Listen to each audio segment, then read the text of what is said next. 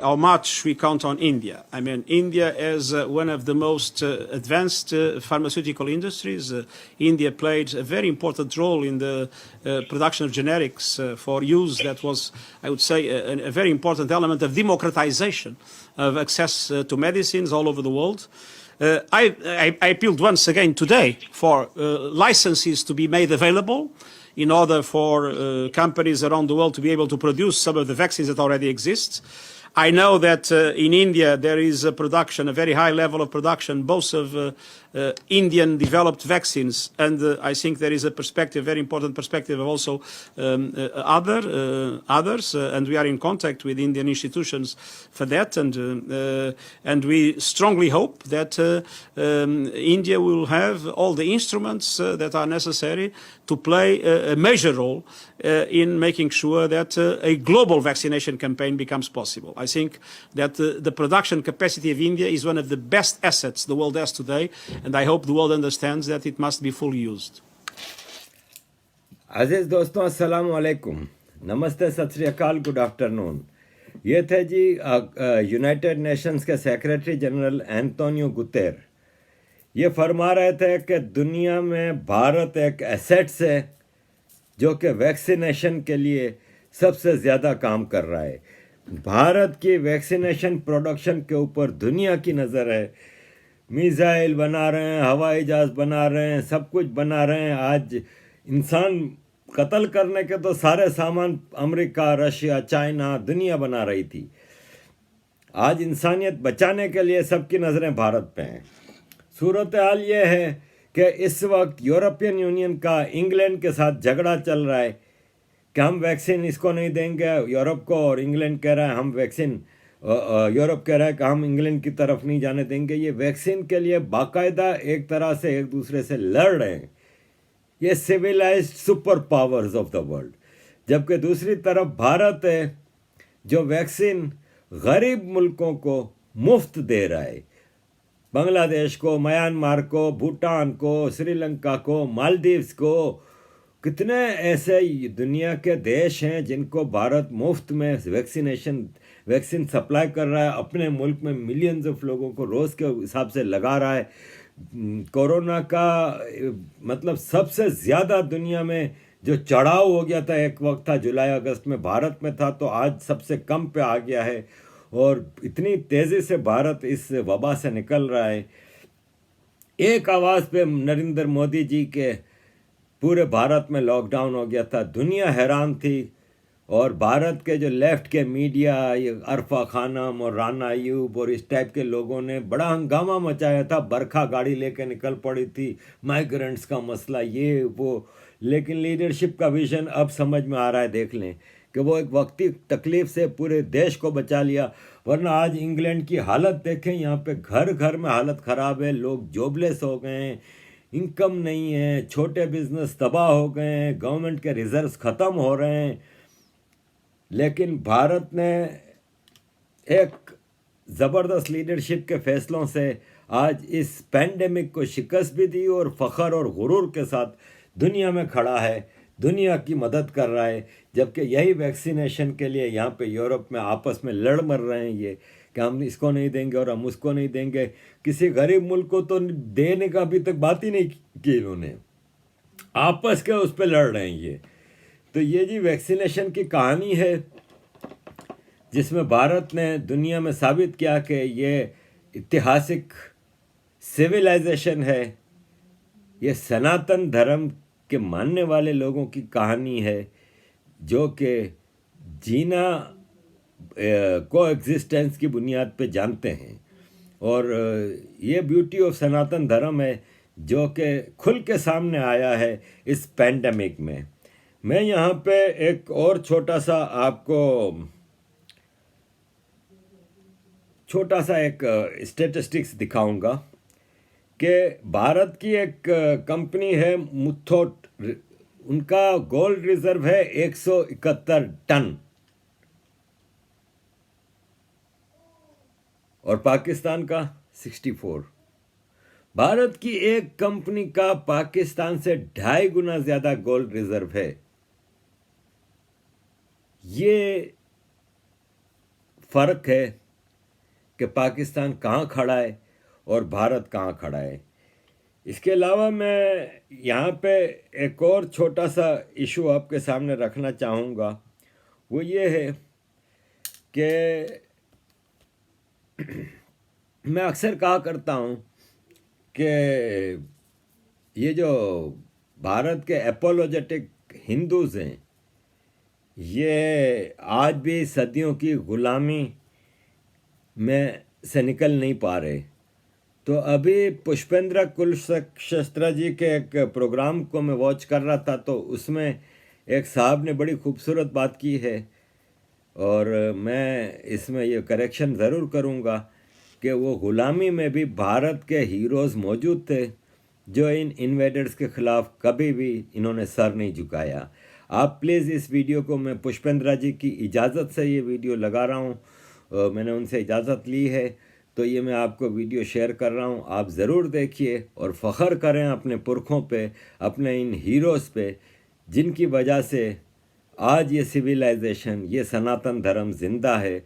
वरना Egyptian civilisation, Inca civilisation, माया civilisation, Greek civilisation, ये सब हिस्ट्री के कब्रस्तानों में दफन हो चुकी हैं।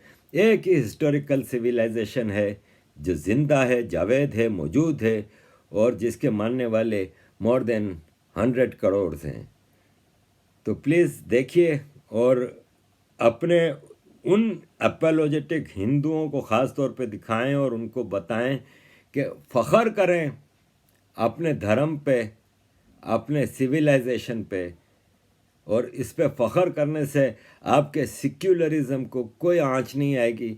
आपके सेक्युलरिज़म का जो नाजुक जो जिस्म है ना, वो टूटेगा नहीं, आप अगर अपने धर्म पे फ़ख्र करेंगे तो।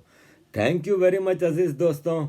जय हिंद, जय ये श्री जो बार बार एक नरेटिव बनाया गया कि साहब भारत जो है वो 1000 साल से गुलाम है, ये नरेटिव भी भारत के इरफान हबीब और रोमिला थापर ने बनाया और इस देश के मुसलमानों ने बनाया कि कॉन्स्टेंटली इस पूरी कम्युनिटी को एहसास कमतरी में रखो, इंफिनिटी कॉम्प्लेक्स में रखो। जबकि ओमेन जी का कहना है कि हम इस तरीके से गुलाम नहीं रहे हैं, कभी भारत में मुगलों का पूरा राज नहीं हुआ है, और जो बहुत सारी लड़ाइयों, खासतौर से जो राजस्थान की बहुत से युद्ध थे, उसके बारे में कुछ नई रोशनी जो है डॉक्टर ओमेन जी बार बार कहते रहे। डॉक्टर साहब, आप जरा सा अपनी बात बताएं। मैं जैसे निवेदन कर रहा था ललित भाई के आने से पहले कि महाराणा हमीर सिंह जी ने मोहम्मद बिन तुगलक को 6 महीने कैद करके रखा। इसी तरह महाराणा कुंभा ने मालवा के सुल्तान महमूद खिलजी को 6 महीने अपने यहां पर कैद करके रखा। महाराणा सांगा ने दिल्ली के सुल्तान इब्राहिम लोदी को जूते मार के गागरौन के युद्ध में पराजित किया। ऐसे दर्जनों युद्ध हुए जहां हिंदू राजाओं ने इन मलेच्छों को पराजित किया। और अगर सबसे प्रामाणिक बात जो कि हमसे बिल्कुल ही छुपा दी गई है, 7वीं शताब्दी में पहला इस्लामिक अटैक भारत पर हुआ मोहम्मद बिन कासिम के द्वारा, जब राजा दाहिर को मारा गया। हिंदू जनमानस के लिए ये बात अकल्पनीय थी कि किसी हारे हुए राजा की बेटी को दूसरा राजा भोगदासी बनाकर ले जाएगा। सेक्स स्लेवरी हमारे चित्त में थी नहीं, लेकिन जब लोगों ने देखा होते हुए, तो राजा दाहिर का बेटा भागकर महाराणा बाप्पा रावल चित्तौड़ के पास गया और उसने जब उनको कहानी सुनाई, तो बाप्पा रावल को तुरंत समझ में आया कि ये जो मलेच्छों का टोला है, ये जो है इससे नॉन नेगोशिएबल है पीस। उन्होंने तुरंत प्रतिहार राजाओं के साथ और गुजरात के राजाओं के साथ एक हिंदू फ्रंट बनाया। ये मैं 7वीं शताब्दी की बात बता रहा हूं आपको, आज से 1300 साल पहले। जोधपुर के पास अरब सेना का और राजपूतों की, हमारी हिंदू सेना का संघर्ष होता है। अरब खुद अपने एनल्स में लिखते हैं, हमें सर छुपाने की जगह नहीं मिली, वो नरसंहार किया राजपूतों ने हमारा। और महाराणा बाप्पा रावल ईरान तक उसको छोड़कर आए थे, पीटते पीटते मोहम्मद बिन कासिम को। आते वक्त अफगानिस्तान में सलीम नाम का एक राजा बिठा दिया था इन लोगों ने, तो उसको हटा के अपने भतीजे को वो वहां पर राजा बनाकर आए। हर 100 किलोमीटर पर राजपूतों की चौकियां बिठाते आए, उसका प्रमाण ये है, 7वीं शताब्दी से लेकर 1192, 500 साल तक भारत इस्लामिक आक्रमणों से बचा रहता है उन चौकियों के कारण। राष्ट्रपिता का हुनर होते, राष्ट्रपिता बाप रावण थे इस देश। तो उस समय में जब कोई संचार माध्यम नहीं था, कुछ नहीं था, 500 साल तक हम सुरक्षित रहे उस महापुरुष की वजह से।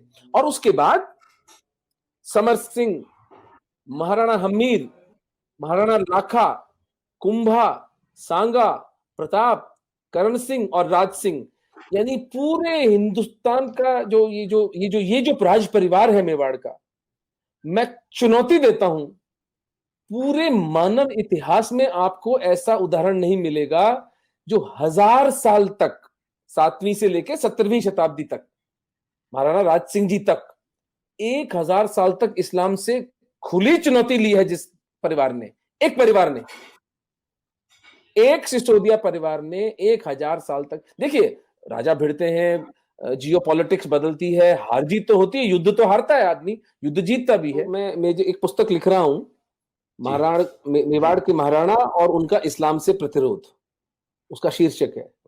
तो उसमें मैंने जो एक चैप्टर जो है पूरा इस पर लिखा है कि द लाई कॉल्ड दिल्ली सल्तनत, दिल्ली सल्तनत नाम का झूठ, और मुगल एम्पायर भी झूठ ही था। देखिए एम्पायर जब होता है ना कहीं, तो वो क्या उसके मानक होते हैं, वहां कोई टैक्सेशन हो, वहां पर कोई आर्ट हो, कोई कॉमर्स हो, ट्रेड रूट्स हो, वहां के लोगों के क्या लिटरेचर पे कंट्रीब्यूशन था, आपको मिलता है कोई 150 साल के मुगलों के राज के अंदर? आपको सिवाय इसके कि कभी दक्षिण में रिबेलियन हो रहा था, कभी आसाम के अहोम कर रहे थे, कभी कलिंग में हो रहा था, कभी अफगानिस्तान में हो रहा था, कभी मेवाड़ में हो रहा था, कभी पंजाब में हो रहा था, कभी कश्मीर में हो रहा था, कभी सिंध में हो रहा था। ये सिर्फ इस देश को अन्य अन्य हिंदू राजाओं के साथ मिलकर मैनेज कर रहे थे, जिसको कि मुगल एम्पायर कहा गया। यानी झूठ की भी कोई सीमा होती है। और दिल्ली सल्तनत वॉज अ जोक। मेहरौली से लेकर और यमुना तक का राजा थे, और ये लुटेरे थे, ये कोई क्रिएटिविटी इनकी थी नहीं, मर्सनरीज थे, पैसे के लिए लोगों की हत्याएं करते थे, लोगों को मार डालते थे, स्त्रियों का शोषण इनका धंधा था। और हिंदुओं को ये बात अच्छी तरह समझ में आई, और हम कभी गुलाम नहीं रहे, एक क्षण के लिए हम गुलाम नहीं रहे। क्योंकि यदि अगर हम गुलाम 10 साल के लिए भी एक छत्र राज हो जाता इनका, तो एक भी हिंदू नहीं मिलता सर यहां पर। जो प्रताप की महानता निकल कर आती है वो इस बात से निकल कर आती है कि उन्होंने अपना भला, अपनी तलवार, अपना बिगुल तब बजाया जब वो नितांत एकाकी रह गए थे। ईडर, आबू, बांसवाड़ा, डूंगरपुर, मालवा, आसपास के सब राज्य अकबर के समर्पण कर चुके थे, एक प्रताप नहीं झुके। आज अगर हम हिंदू हैं तो एक प्रताप के कारण। तो ये कहना कि भारत में हिंदू जो थे 1000 साल गुलाम रहे, भैया पर्शिया गुलाम हुआ था जो ईरान बन गया, मेसोपोटामिया गुलाम हुआ था तो इराक बन गया, इजिप्शियन सिविलाइजेशन गति देख लो उसकी क्या हुई है। आज 100 करोड़ हिंदू हैं तो इसलिए हैं क्योंकि हमारे पुरखों ने रक्त रंजित संघर्ष किया, इस माफिया के असली स्वरूप को पहचाना और उसका सबल सशक्त प्रतिकार किया। ये तो पिछले 70 साल में इन मलेच्छों ने क्या किया कि उसका भी मैं एनालिसिस कर रहा था कि 47 से लेकर 77 तक 5 हमारे जो शिक्षा मंत्री थे वो शांति दूत थे, जिसमें वो मदरसा छाप आजाद था, फिर वो नूरुल हसन, फिर वो हुमायूं कबीर, फखरुद्दीन अली अहमद, MC चागला। तो अब आपको आश्चर्य होता है कि आपके हिस्ट्री से हमीर सिंह और कुंभा का नाम ही गायब है, और प्रताप को एक भगोड़ा कहा जाता है।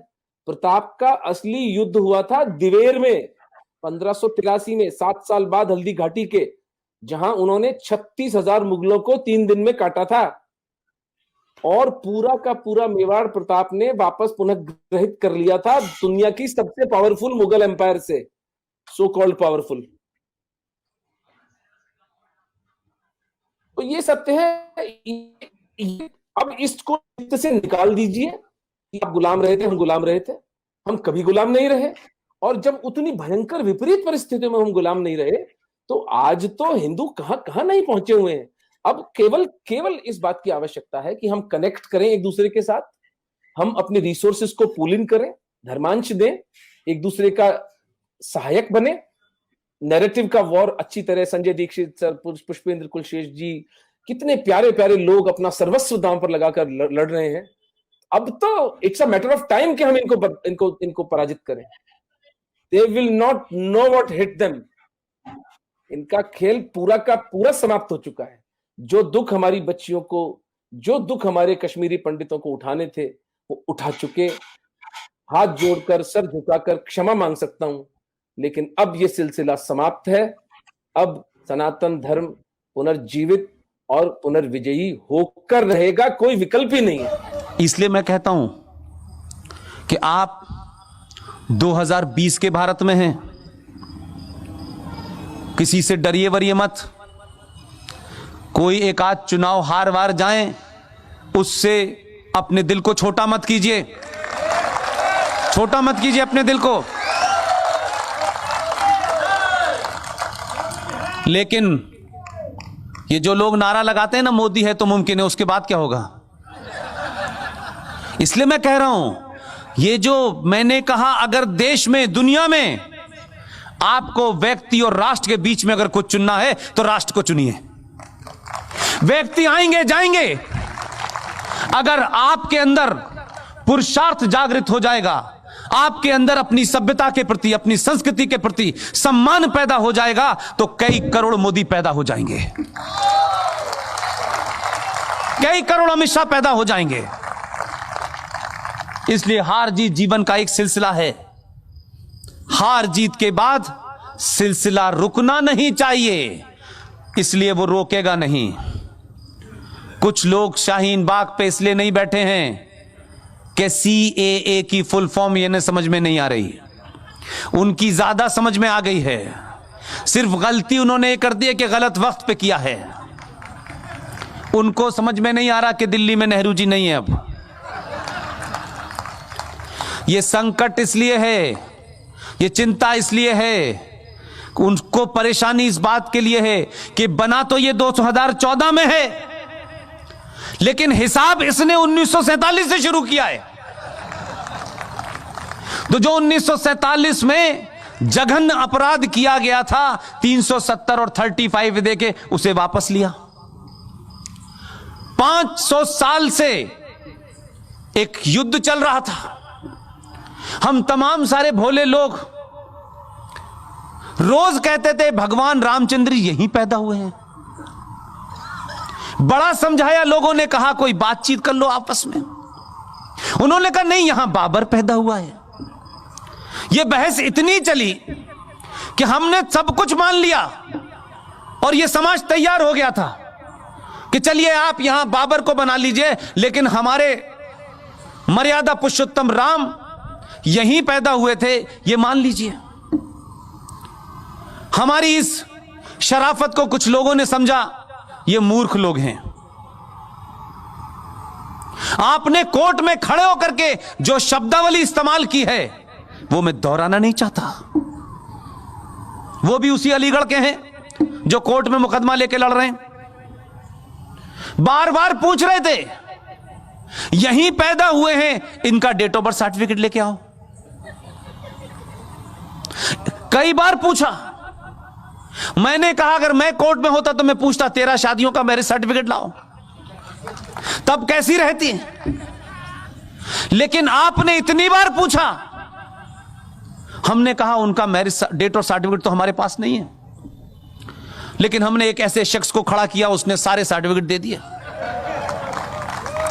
और हुआ क्या, जो हमसे पूछ रहे थे कि भगवान राम का सर्टिफिकेट लेके आओ, आज उनसे पूछ लिया तो कहते हैं अरे ये हम नहीं देंगे, हमें पता ही नहीं है। तो संकट यह है कि आपने सवाल पूछना शुरू कर दिया है। 1000 साल से आप जवाब दे रहे थे, इसलिए एक बार सर्टिफिकेट मांगा है तो धरने पे बैठ गए हैं। अभी तो सर्टिफिकेट मांगने का सिलसिला शुरू हुआ है,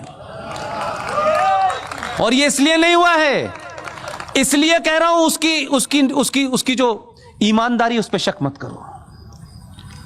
वो इसलिए मांग रहा है कि जो बात आपको कहने में शर्म है, वो ये जानता है सर्टिफिकेट ढूंढते ढूंढते आप 1722 तक चले जाएंगे। कश्मीर में एक नेता है मक्कार मुनाफिक, डकैत है, उसने अपने सर्टिफिकेट खोजे, जाति गुप्तगू में कहता है 1722 में मुझे पता चला मेरे पूर्वज राघोराम कौल थे। यह सर्टिफिकेट मांगने का सिलसिला बहुत पहले से होगा, ध्यान रखिएगा, और सब पता करेंगे कि किस किस से बदले थे, कब कब बदले थे। मेरा दुख यह है कि सनातन के लोगों, आप किससे डर रहे हैं? हम 800 साल से मुसलमानों की हुकूमत थी, हम यहां से जाएंगे तो ताजमहल ले जाएंगे, हम कुतुब मीनार ले जाएंगे। ऐसी ख्वाहिश रखने वालों से ये पूछते मूर्खों, जो बात अभी सिंह साहब ने कही, उन जाहिलों से पूछो तुम्हारे बाप दादा कितने कमजोर थे यार, जो तलवार और जजिया देने की वजह से जिन्होंने मजहब धर्म छोड़ करके मजहब इख्तियार कर लिया। हमारे बाप दादे तो उस वक्त भी बहादुर थे और आज भी हम बहादुर हैं, तुम हमें डराओगे? तुम किसको डरा रहे हो यार? हम जब नहीं डरे तो अब डराओगे हमको? अरे हमारा तो एक ही गया है, तब तुम्हारी स्थिति ये हो गई है। हमने कहा इसकी बात मान लो, 14 में अकेला है, हमने कहा मान लो इसकी बात, नहीं, लो बेटा दूसरा भी आ गया। बहुत समझाया, भैया आराम से रहो, आराम से, ये तुम्हारे लिए सब्सिडी हमसे ले रहा है। जो तुम्हारे भाई बहन हैं जिन्हें तुमने जाहिल और गरीब बना के रखा है, वो इस देश के हिंदुओं के पैसे से कमाई सब्सिडी से उनको गैस भी मिलती है, चूल्हा भी मिलता है। देते वक्त उसने ये नहीं देखा कि किसका बर्तन ताम चीनी का है और किसका तांबे का है, ये नहीं देखा उसने। तुम उसकी जात पे शक करते हो, ऊपर वाला देख रहा है, लाइन से भेज रहा है। उसको मालूम है कि इस्लाम के मानने वाले पूरी दुनिया में जलील हो रहे हैं और उस अल्लाह को भी जलील कर रहे हैं, इसलिए धीरे धीरे भेज रहा है। एक से दिल नहीं भरा, उसने यूपी में भी भेज दिया। इस बात का घमंड मत रखो, उसकी लाठी दिखती नहीं है, कमर टूट जाती है। बहुत उत्पात मचाते हो और बार बार कहते हो हम देश तोड़ देंगे। ऐसी तोड़ी है इस बार के चिल्ला के कह रहे हैं माफ कर दे मेरे मौला। चिल्ला रहे हैं यूपी के चीफ मिनिस्टर के सामने, बारे माफ कर, एक बार माफ कर दो। 3-3 लाख का बिल भेजा है घर पे, बस जलाते हुए पकड़े गए थे, पैसा पैसा भरो।